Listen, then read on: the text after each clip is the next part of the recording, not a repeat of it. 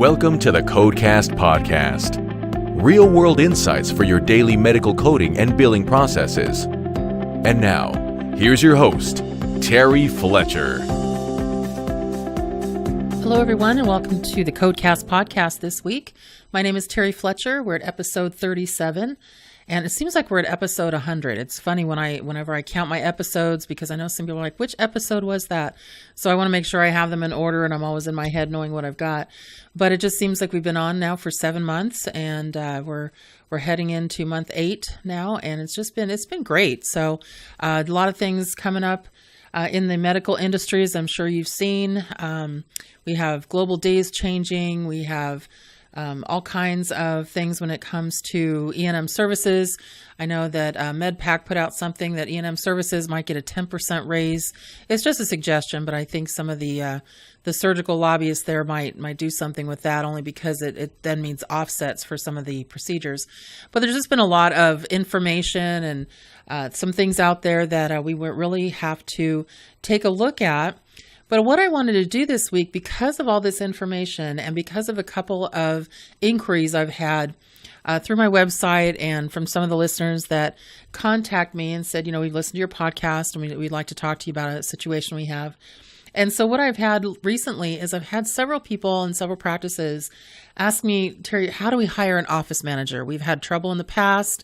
If there's anything that has to do with hiring somebody in that department or in our office that we've had turnover, it seems like it is the office management part. So do you have any recommendations, and really, where do we go with this? So I do, actually. So I really wanted to bring that up today. And the reason is because, when you hire a office manager, it's really one of the most important hires you can make. I mean, this position is the one responsible for seeing to all the little details that go into running the business, allowing the physician to really focus on actually treating patients and not having to deal with what goes on behind the scenes. So what goes into making this important hire? Well, not only in my opinion, but also I did speak to some experts in the medical industry to find out some of the top qualities and best practices for finding the best office manager candidates.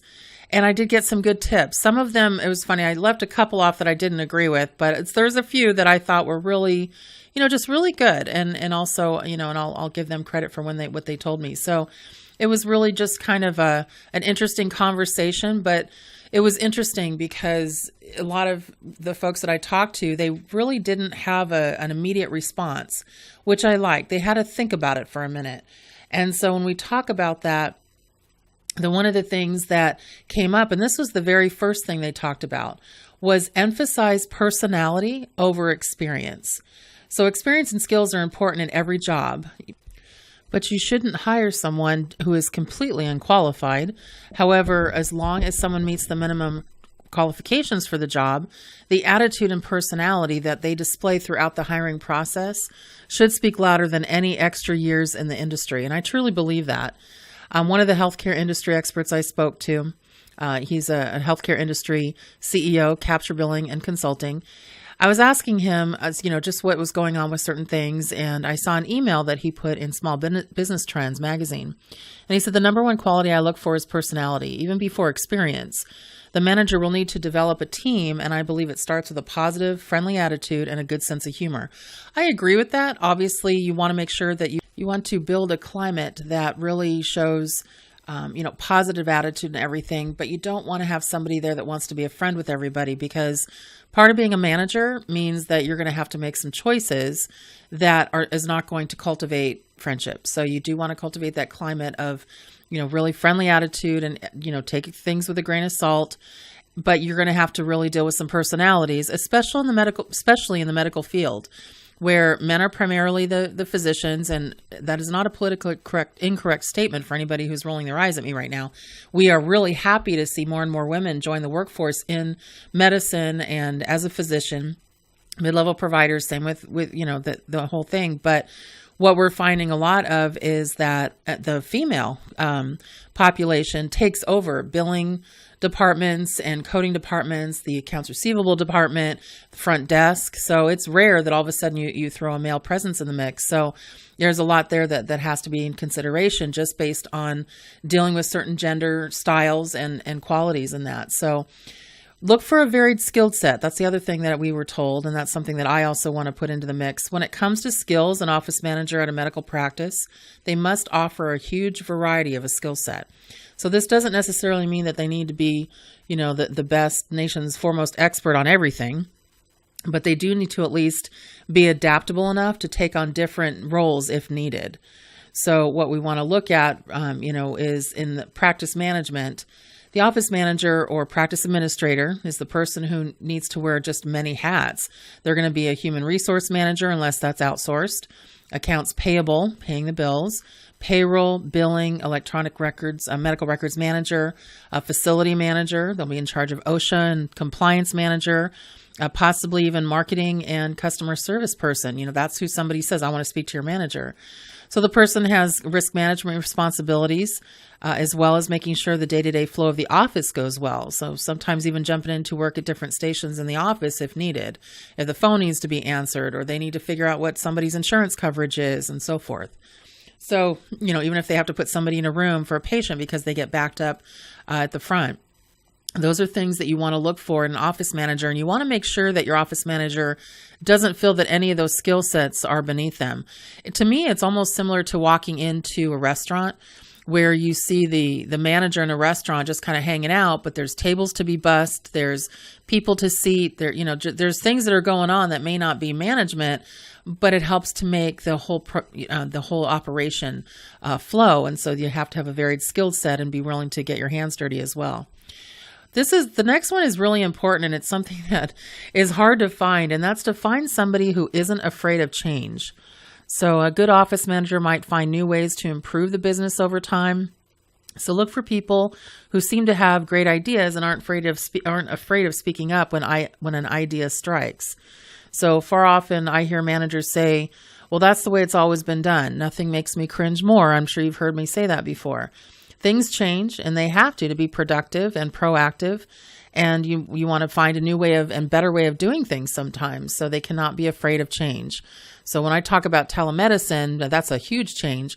I know that some managers are like, we're never doing that. I'm like, well, never is a long time. So take a breath and then just think about certain things. They make them demonstrate communication skills. So communication skills, while important in any field, they're really important for an office manager in a medical position. So throughout your email, phone, and in-person communications with each candidate, make sure that you notice how clearly they convey points and important information, as well as how well they listen. Sometimes I'll see that I'll get an over-talker. Nothing bothers me more than somebody that doesn't look at me and listen first. I try to extend the same courtesy and the same respect to somebody. But a good office manager would have to be a good teacher, communicator, and listener. You have to hear the other person's side without making assumptions, without jumping to conclusions. And in building a team, there is lots of training and retraining involved. It just never stops. It's a continual process. So communicating and listening to your staff is going to be very important in this process. And it helps gain and hold the staff's respect.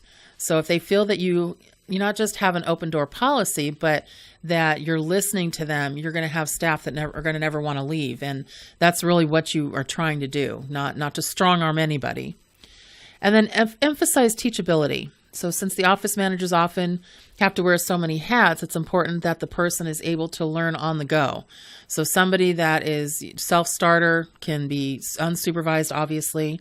So during the interview process, ask about situations where they've had to learn or adapt as an adult. So what have you had to do where you were thrown into the fire, and how did you adapt or, make the change so that you can make that happen? And also ask them, how have you dealt with difficult situations?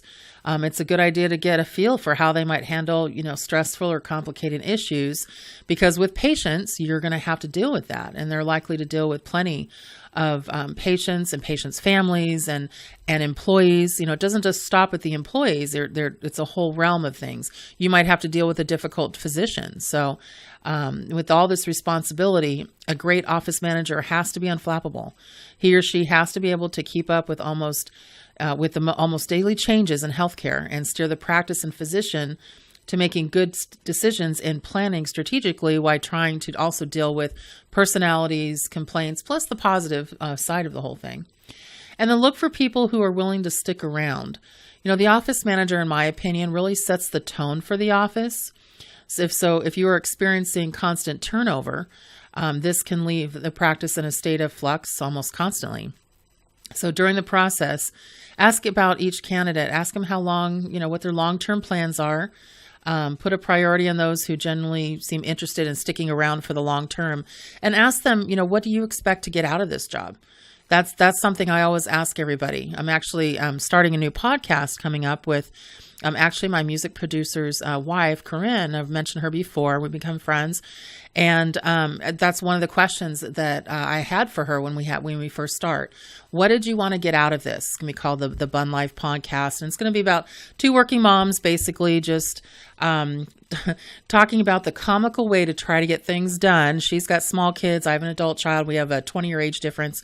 But it's just a collaboration of things. But it's interesting because in doing this, I'm noticing that, and this kind of falls back with the office manager discussion, I'm noticing that somebody has to have control. You have to have somebody who has veto power. And so just creatively, technically, all of it. Otherwise, nothing ever gets done.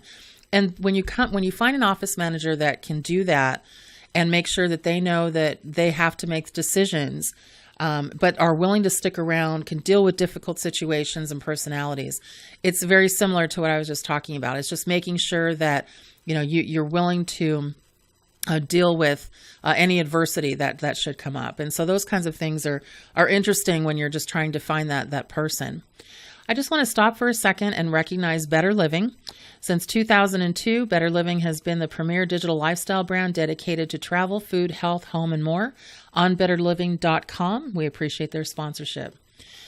And then another thing as we look for office managers, get an idea of their working style. So it can be a good idea to invite a top candidate, invite them into the office for a half day or a couple of hours to meet the whole staff, to shadow somebody, see how the office operates, get a feel for the job.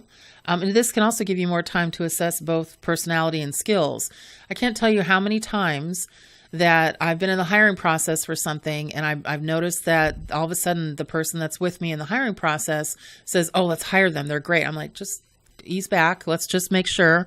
And, obviously we call references, and they can't give you a lot of information nowadays. They can just say, you can only really ask, would you hire them back? And they can say yes or no, but they can't tell you why. Not unless they want to get sued. So basically you got to do that first. But you just want to make sure you're getting an idea of how they work, how they listen, are they taking notes, and then their body language, just really understand what they're looking at. But also, and this is a couple of things that you also want to keep in mind, take the rest of your team into account. Since the office manager is going to be the one dealing with staff on a day-to-day basis, their opinions should come into account as well. So pull together the opinions of the staff and evaluate the candidates that would be a great fit as your new office manager. But that doesn't mean they get a vote. It just means they get a say. So just you want feedback. Say, I just want your feedback. It's not saying that we're taking your vote, but we'd like feedback. And so either way, no matter who's hired, we expect you to embrace them, into the practice. But at least if you're giving them some opportunities for feedback, that's going to be helpful. And then don't be afraid to ask for help. So the hiring process can be a bit daunting. So you may need some input from a professional like myself. So if you need some help with that, when hiring an office manager, you might want to get some outside help as from a consultant or another practice manager, just to help you. That somebody that's well respected in the community that can really just give you some insight. Physicians often don't know what questions to ask, but consultants like myself and other office managers do. So don't be afraid to ask for help. You want somebody that's understanding your specialty if you are a certain specialty. And so those kinds of things can definitely become an issue sometimes. Now, in saying that, hopefully that was helpful in hiring an office manager. I wanted to transition a little bit into 6 ways to increase productivity in your accounts receivable department. Now, it's just a few things because I've noticed now that we get into management, and this is something that manager is going to be in charge of. There were a couple things that came up recently, and it wasn't enough for a full podcast, so I thought I'd add it on to the end of this one. But a couple of things. Number one was identify non-value added tasks and automate where possible. So this is something that actually came up in my top 10 Tuesday last week, and I just want to make sure that if you can automate anything, do it. It's just so much more helpful. Number 2 is ensure your software is fully capable of accounts receivable management. So because it's still a lot of work to do any kind of, if your practice is still using a enterprise resource planning system or electronic health record, but you may be using a general accounting system for accounts receivable management, that can be a problem because there may not be an appropriate interface, and it may not be designed for healthcare AR management.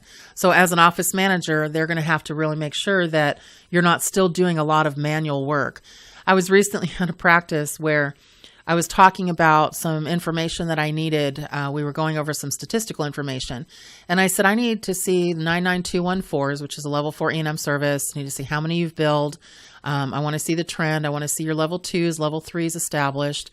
And then I also want to see your graph when it comes to your bell curve on new patient visits too.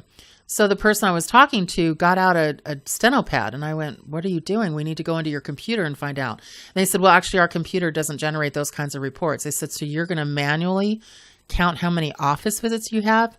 They said, yeah, well, we're still, we can count everything just based on the fee tickets we input. And I'm like, and you're still using fee tickets? Okay. Which that didn't bother me as much because I still have practices that use a charge master fee ticket, which is fine, fee tickets. But if you're counting manually and you're doing a lot of manual work now with the electronic advances out there, you're wasting your time. So you really have to make sure you've got some interface systems. There's some things that you can't get away from manually, but statistical information isn't one of them. Make sure that in your practice that you divide and conquer. And this, again, I'm just directing this to what a billing and office manager is going to need to do. But make sure there's a team plan, okay? So your team spends maybe 1 day a week creating, printing, and mailing invoices, or if they send them electronically.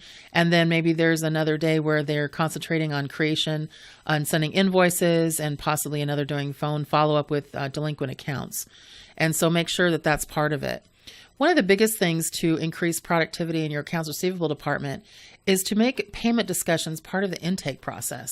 So, many insurers provide software now that you can assess whether a patient will require prior authorization for certain services. And you can still use this. If you use this, you can discuss estimates of how much they're going to have out of pocket, which takes me to the next one, which talks about offering multiple convenient payment options for the patients. And I am actually going to dedicate a whole podcast, I think next week, I didn't want to do it this week, to just best practices for patient collections.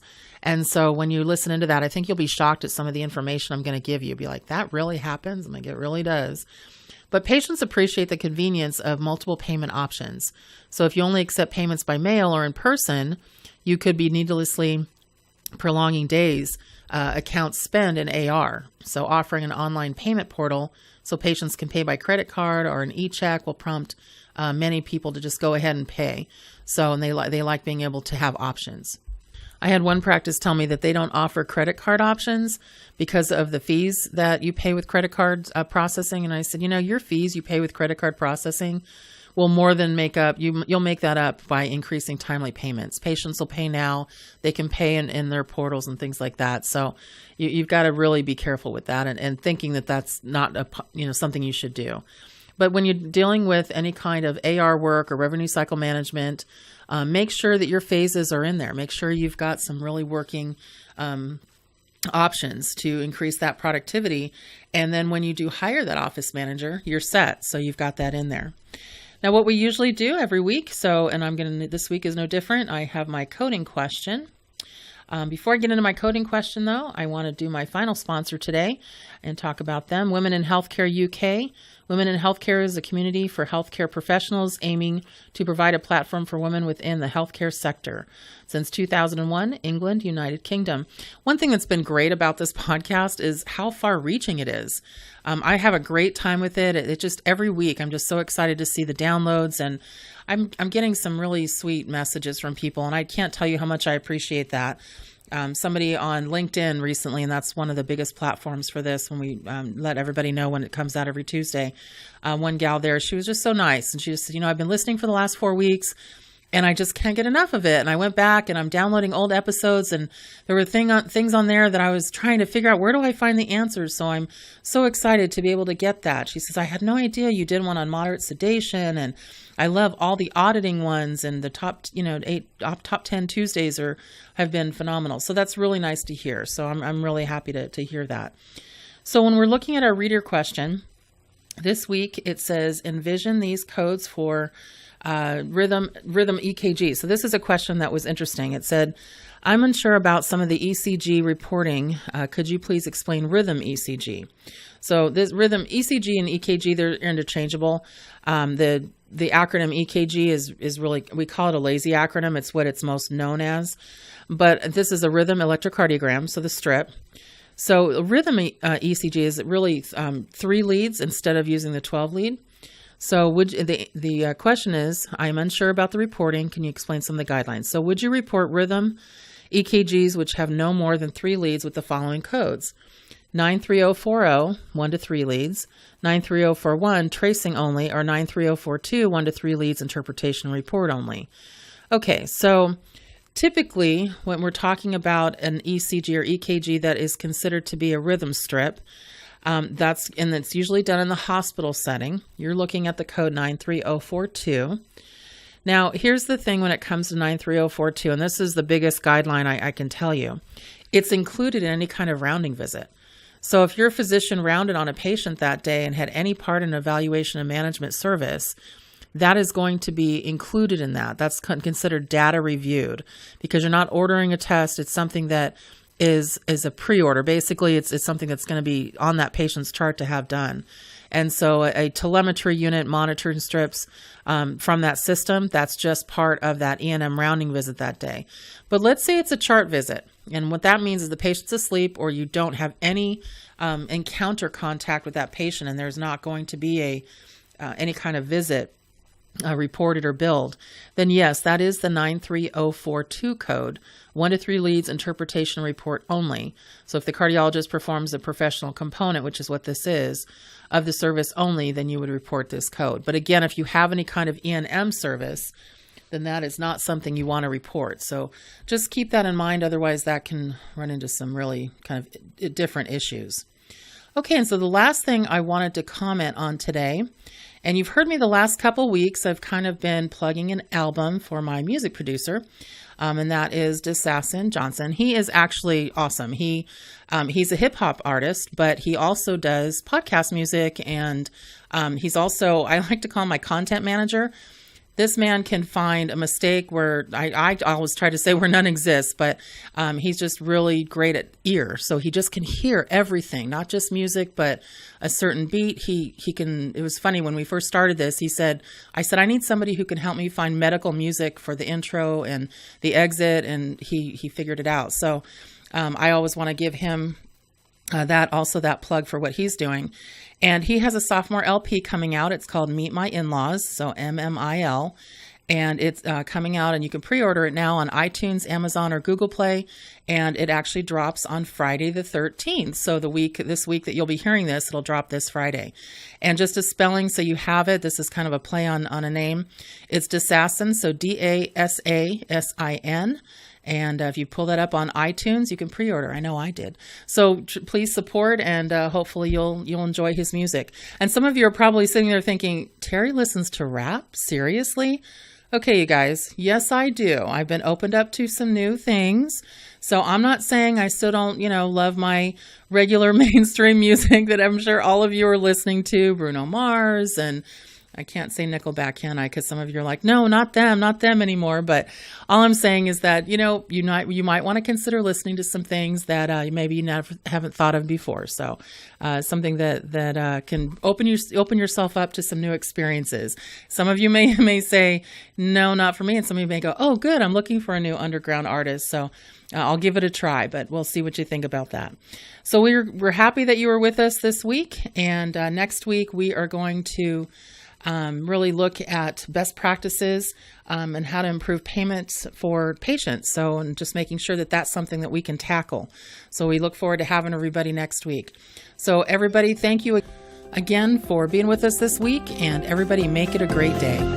For more information on medical coding, billing, auditing, and compliance, including how to hire Terry, follow Terry on Twitter at TerryCoder1 or visit her website at www.terryfletcher.net.